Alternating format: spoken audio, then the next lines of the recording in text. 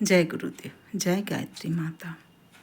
आज हम बात करेंगे, इस संसार में कुछ भी स्थिर नहीं है, कुछ भी स्थायी नहीं है।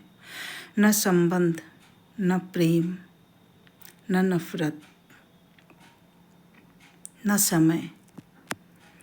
अगर हमें समय अच्छा मिले या अच्छा वक्त हमारा गुजर रहा है या अच्छा समय हमें बीत रहा है, किसी तरह कोई दिक्कत कोई परेशानी नहीं है, सब कुछ अच्छा चल रहा है, तो उस समय का सदुपयोग करना चाहिए। इंसान को अच्छे काम करना चाहिए, क्योंकि अच्छे समय में अच्छा किया हुआ काम ही हमारे बुरे वक्त में काम आता है।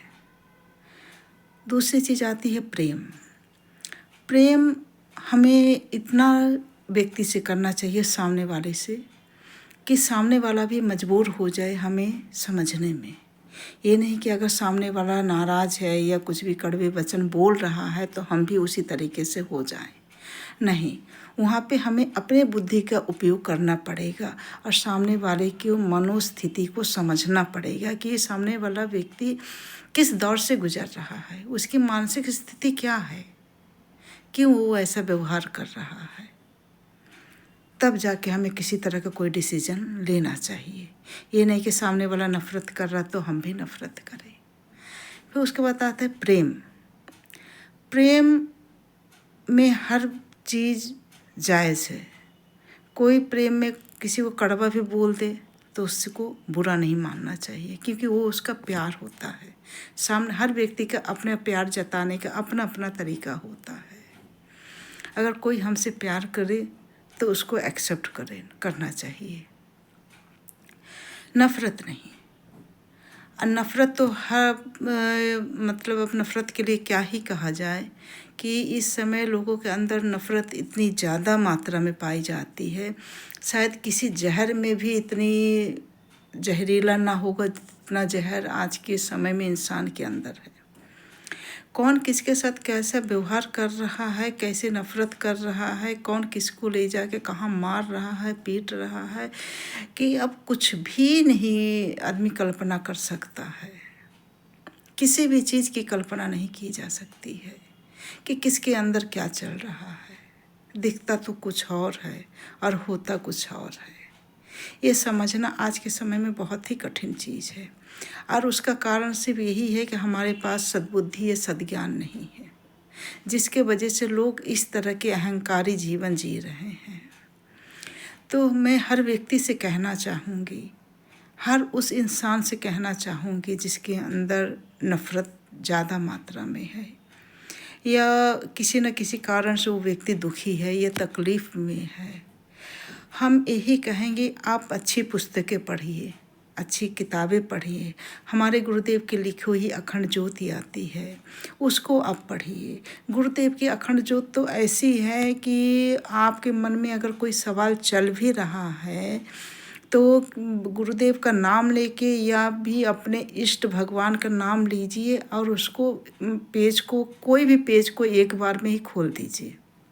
जब उस पेज को आप खोलेंगे तो उसमें आपके समस्या का समाधान आपको मिल जाएगी। इस बात की मैं गारंटी लेती हूँ।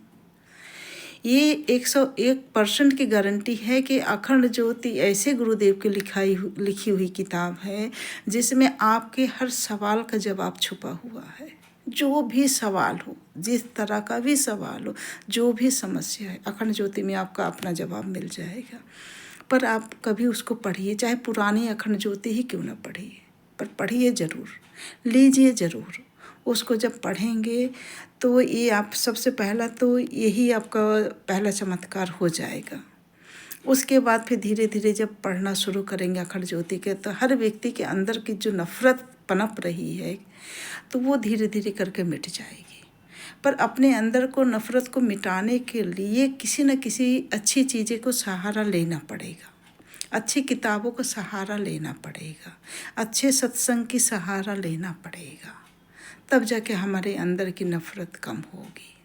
क्योंकि समय किसी के लिए रुकता नहीं है, समय किसी के लिए नहीं रुकेगा, और हमेशा इंसान गलती करने के बाद ही पछताता है। गलती करने से पहले तो उसके अंदर नफ़रत भरी होती है, और उस नफ़रत में सब कुछ टूट जाता है, हर रिश्ते खराब हो जाते हैं। हर परिवार बिखर जाता है सिर्फ नफ़रत की वजह से। आज जब तक में नफ़रत दूर होती है तब तक में पता नहीं, इस धरती में कुछ लोग तो इस धरती को छोड़ के चले भी जाते हैं जब तक सामने वाले की नफ़रत ख़त्म होती। तो ऐसी परिस्थितियाँ हमारे जीवन में न आए। प्रयास यही करें कि हम सद्बुद्धि सद्ज्ञान का सहारा लें, माँ गायत्री का सहारा लें। गायत्री उपासना करें, साधना करें, आराधना करें, यज्ञ करें, हवन करें, जिससे हमारा अपना भी कल्याण हो और अपने वजह से हम दूसरों का भी कल्याण कर सकें।